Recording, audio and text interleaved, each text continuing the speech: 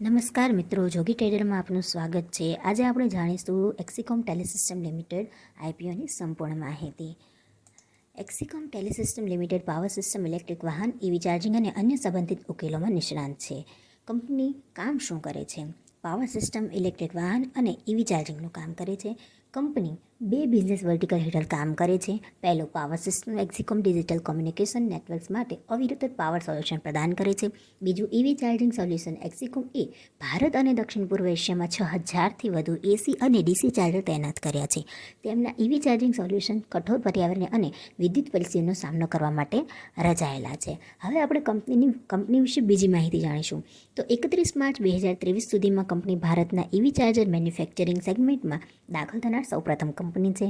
Company EV charger બિઝનેસમાં કામ કરે છે, જે ધીમા ચાર્જિંગ સોલ્યુશન મુખ્યત્વે રહેણાંક ઉપયોગી માટે એસી ચાર્જર અને ઝડપી ચાર્જિંગ સોલ્યુશન વ્યવસાય માટે ડીસી ચાર્જર અને શહેરો અને હાઈવેમાં જાહેર ચાર્જિંગ નેટવર્ક એમ બંને ઓફર કરે છે। ગ્રાહક આધારમાં સ્થાપિત ઓટોમેટિવ ઓઈએમ, પેસેન્જર કાર અને ઈવી બસો માટે ચાર્જર પોઈન્ટ ઓપરેટર્સ, સીપીઓ અને ફ્લીટ એગ્રીગેટર્સનો સમાવેશ થાય છે। 30 સપ્ટેમ્બર 2023 સુધીમાં કંપનીએ ભારતમાં 400 સ્થળોએ 61,000થી વધુ ઈવી ચાર્જર ઇન્સ્ટોલ કર્યા હતા। 30 સપ્ટેમ્બર 2023 સુધીમાં કંપનીએ ટેલિકોમ્યુનિકેશન સેક્ટરમાં એપ્લિકેશન માટે 4,70,810 લિઆયન બેટરીઓને તૈનાત કરી છે, જે 2.10 હર્ટ્ઝથી વધુ સ્ટોરેજ ક્ષમતાની સમકક્ષ છે। સપ્ટેમ્બર 2023 સુધીમાં કંપનીએ 15 ઓટોમેટિવ ઓઈએમ, 32 રાષ્ટ્રીય અને પ્રાદેશિક સીપીઓ અને 4 ફ્લીટ એગ્રીગેટર્સ સહિત 70થી વધુ ગ્રાહકોને તેના ઈવી ચાર્જર સપ્લાય કર્યા છે।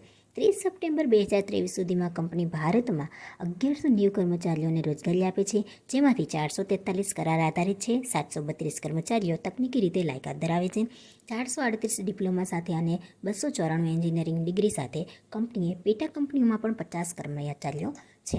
હવે કંપનીની બીજી માહિતી જાણીએ તો આઈપીઓ ઓપન થાય છે 27 ફેબ્રુઆરી 2024ના રોજ। આઈપીઓ ક્લોઝ થાય છે 29 ફેબ્રુઆરી 2024ના રોજ। ફેસ વેલ્યુ છે ₹10 પર શેર। પ્રાઇસ છે 135થી 142 રૂપીસ। લોટ સાઇઝ છે 100 શેર્સની। આઈપીઓની સાઇઝ છે 429 કરોડ।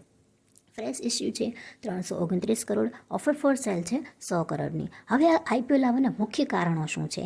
તેલંગાણામાં આયોજિત ઉત્પાદન સુવિધા પર ઉત્પાદન એસેમ્બલી લાઇનની સ્થાપના કરવા માટેના ખર્ચને આંશિક ધિરાણ માટે, કંપનીના અમુક ઉધારોની પુનઃ ચૂકવણી, પૂર્વ ચૂકવણી આંશિક અથવા સંપૂર્ણ રીતે, પાર્ટ ફંડિંગ વધતી કાર્યકારી મૂડીની જરૂરિયાતો, આરએનડી અને ઉત્પાદન વિકાસના રોકાણ, સામાન્ય કોર્પોરેટના હેતુઓ। હવે રિઝર્વેશનની વાત કરીએ તો ક્યુઆઈબી 75%, રિટેલ 10% અને એનઆઈઆઈ એચઆઈએનમાં 15%।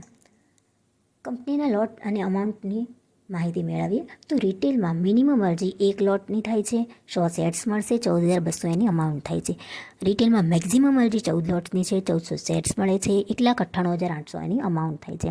સ્મોલ એચઆઈએનમાં મિનિમમ અરજી 15 લોટ્સની છે, 1500 શેર્સ મળે છે, 2,13,000 એની અમાઉન્ટ થાય છે।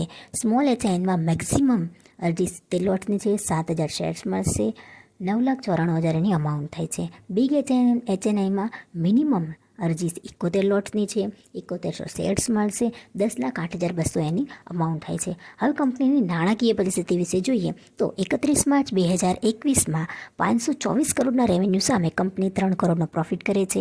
31 માર્ચ 2022માં કંપની 848 કરોડના રેવન્યુ સામે 5.14 કરોડનો પ્રોફિટ કરે છે। 31 માર્ચ 2023માં 723 કરોડના રેવન્યુ સામે 6.37 કરોડનો પ્રોફિટ કરે છે। હવે 6 મહિનાના લેટેસ્ટ જોઈએ તો 467 કરોડના રેવન્યુ સામે 27 કરોડનો પ્રોફિટ કરે છે। રિઝર્વ્સ અને સરપ્લસમાં પણ આપણે ઘટાડો જોવા મળી રહ્યો છે। ટોટલ બોરોઇંગમાં પણ ઘટાડો જોવા મળી રહ્યો છે।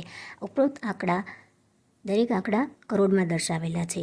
આ હતી સંપૂર્ણ માહિતી। વિડીયોને લાઇક, કમેન્ટ અને શેર કરો અને આવનારા એસએમઈ અને મેઇન બોર્ડ આઈપીઓની વિગતવાર માહિતી મેળવવા માટે ચેનલને સબસ્ક્રાઇબ કરવાનું ભૂલશો નહીં।